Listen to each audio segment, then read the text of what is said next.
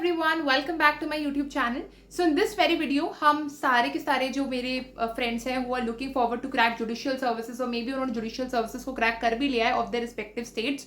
आगे वो क्या देखना चाहते हैं, they looking forward for their promotions, they looking forward for their postings और कैसे कैसे प्रोसीजर होता है आज हम इसके बारे में जानेंगे.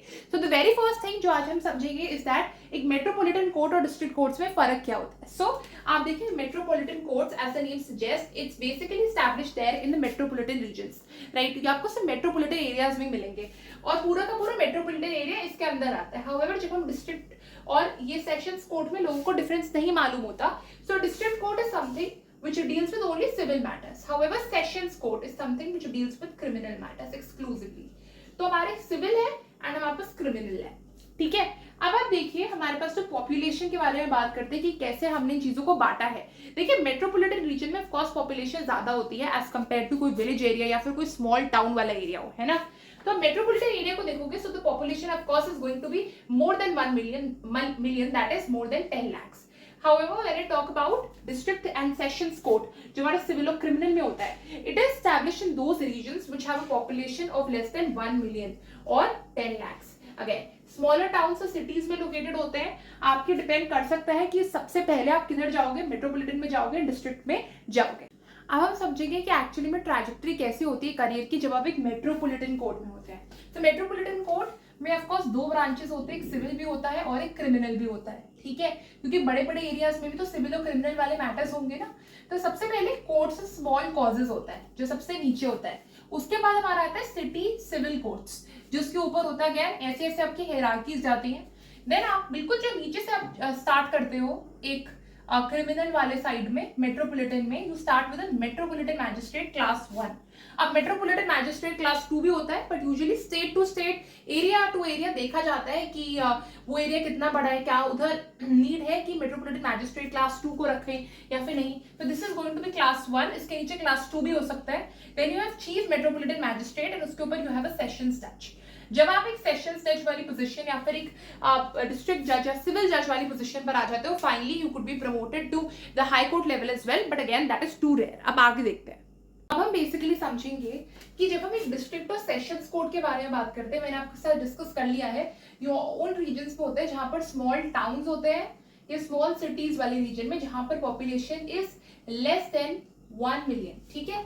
मेट्रोपॉलिटन का हमने ऑलरेडी डिस्कस कर लिया, हम यहाँ पर डिस्कस करेंगे. ऑफ कोर्स हमारे पास दो ब्रांचेस हैं, सिविल भी है और एक क्रिमिनल भी है. सिविल से पहले हम स्टार्ट करते हैं. दिस इज डिस्ट्रिक्ट मुंसिफ और एक जूनियर सिविल जज, राइट. दोनों both of them mean the same, नाम अलग अलग हो सकता है डिफरेंट एरियाज में. मुंसिफ थोड़ा सा I would say British influence term है क्योंकि वहां पर अभी भी स्टिल मुंसिफ नाम यूज करा जाता है, बहुत प्रेवलेंट है. हाउएवर हम जूनियर सिविल जज यूज करते थे, एक ही पोजीशन है, ठीक है. और मुंसिफ का आजकल इतना कोई खास रोल नहीं होता है. ये बहुत ज्यादा जो छोटे मैटर्स है सिविल साइड में उनके लिए यूज करा जाता है. इनफैक्ट कुछ कुछ बुक्स में ये भी मेंशन्ड है कि ये क्रिमिनल मैटर्स से भी डील करता है, लेकिन ये क्रिमिनल मैटर्स से कतई डील नहीं करता. मुंसिफ actually deal with civil matters only, okay. छोटे से छोटा क्रिमिनल मैटर भी नहीं. देन उसके ऊपर आता है प्रिंसिपल जूनियर सिविल जज. देन ऊपर आता है सीनियर सिविल जज. ये जो आपने चीजें सुनी है ना कि सिविल जज जूनियर डिवीजन या फिर सीनियर डिवीजन, ये यही वाली चीज है. इसको थोड़ा सा अगर मैं आई वुड से बहुत ज्यादा ब्रेक डाउन करके बोल दूं तो प्रिंसिपल जूनियर सिविल जज और डिस्ट्रिक्ट मुंसिफ या फिर जूनियर सिविल जज, junior division. Then senior division में वी हैव डिस्ट्रिक्ट जज और सीनियर सिविल जज, ठीक है. आप डायरेक्टली सीनियर सिविल जज आप ऑफ कोर्स बोल सकते हो, आप सिविल जज भी बोल सकते हो. डिस्ट्रिक्ट जज का यूजुअली ऐसा होता है कि लोग इसको बहुत सिनोनिमसली ट्रीट करते हैं कि सिविल या क्रिमिनल में चल जाता है, बट मेजरली सिविल के साथ ही डिस्ट्रिक्ट एक्चुअली सूट्स, क्योंकि हमने क्रिमिनल के अलग से सेशंस नाम दे दिया है. तो हमारी स्टार्ट होती है कहानी क्रिमिनल साइड में. जुडिशियल मैजिस्ट्रेट क्लास 2 सबसे छोटा, जुडिशियल मैजिस्ट्रेट क्लास 2. देन उसके ऊपर होता है क्लास 1 एंड ये भी जुडिशियल मैजिस्ट्रेट ही है, ठीक है. Then we have chief judicial magistrate जो आता है डायरेक्टली जुडिशियल मैजिस्ट्रेट 1 के ऊपर. देन आता है वहां पर सेशंस जज which is of course the very highest position there in smaller towns and cities, अगर हम बात करें क्रिमिनल ब्रांच में, ठीक है. अब ऐसा होता है मेट्रोपॉलिटन एरियाज में भी एक सिविल जज आपको देखने को मिल सकता है, जो मैंने ऑलरेडी टेबल में डिस्कस करा था. वो सिर्फ मेट्रोपॉलिटन एरिया के लिए है. जो आपका मेट्रोपॉलिटन वाली चीज है ना, उसमें इंटायर मेट्रोपॉलिटन रीजन आपका मेट्रोपॉलिटन कोर्ट के अंदर कवर्ड होता है, इंटायर मेट्रोपॉलिटन रीजन, ठीक है। अब जो आपके जो होते हैं मैजिस्ट्रेट, अब एक और लोगों को होता है कि एक बहुत ज्यादा कंफ्यूजन होता है लोगों को, जो आज मैं क्लियर करूंगी, एक डिस्ट्रिक्ट मैजिस्ट्रेट में और एक जुडिशियल मैजिस्ट्रेट में। देखिए डिस्ट्रिक्ट मैजिस्ट्रेट और जुडिशियल मैजिस्ट्रेट में ये वाला मैजिस्ट्रेट, यहाँ पर जो मैजिस्ट्रेट यूज होता है, बहुत लोग कंफ्यूज हो जाते हैं। तो this is a person who basically looks after the administrative services there in their respective district. So he is actually cleared UPSC in order to attain the position of a district magistrate. However, ये सब judicial services वाले exams treat this.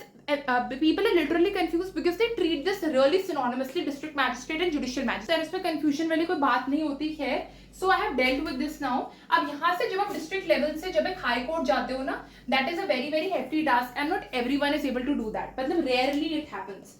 So people, what do they actually do in order to practice there in order to become a judge there in the high court is that they become a litigator, they become an advocate, and after becoming an advocate, जैसे आपका prescribed limit होती है कि अगर आप 10 साल तक सर्व कर चुके हो तो आप हाई कोर्ट के जज के लिए एलिजिबल हो जाओगे, ठीक है। तो वो सारी चीजें आपको करनी पड़ती है। ऐसा ही होता है एक अगर आप एक एडवोकेट हो एक हाई कोर्ट में, ऐसा नहीं वो सेम ही 10 साल तक आप करते रहो, आपको दो और कोर्ट्स को ढूंढना पड़ेगा उसमें एज अ लिटिगेटर प्रैक्टिस करने के लिए, ठीक है। तो हाई कोर्ट तक सफर बहुत डिफिकल्ट हो जाता है, बट मेजरली ये सारे लोग डिस्ट्रिक्ट लेवल तक तो पहुंच ही जाते हैं, इतना तक तो प्रमोशन हो ही जाता है। So this is how the promotion looks. And मैंने जो ऑलरेडी रील बना के रखी है उसमें मैंने ऑलरेडी बोल दिया है कि जो एडमिनिस्ट्रेटिव ब्रांच है हाई कोर्ट की basically deals with your transfer. So it is not like that कि चूज करने का मौका मिलेगा कि हमें क्रिमिनल में जाना है, सिविल में जाना है। So if I like let's suppose civil branch, I will go with the civil branch, I will avoid criminal definitely. It is not like that, you have to go through both of them, because कभी 2 साल हो सकता है कि तो हो सकता है कि कभी प्रिंसिपल जूनियर सिविल जज से तुम्हारा ट्रांसफर हो जाए as a chief judicial magistrate. Lot many chances are there, ऐसा ही होता है मेजरली। तो this was the whole thing. I hope you have liked this particular video. If I could help you out, if you have some kind of plans of cracking judicial services, I could have helped you out. So do like, share, comment and subscribe to my YouTube channel.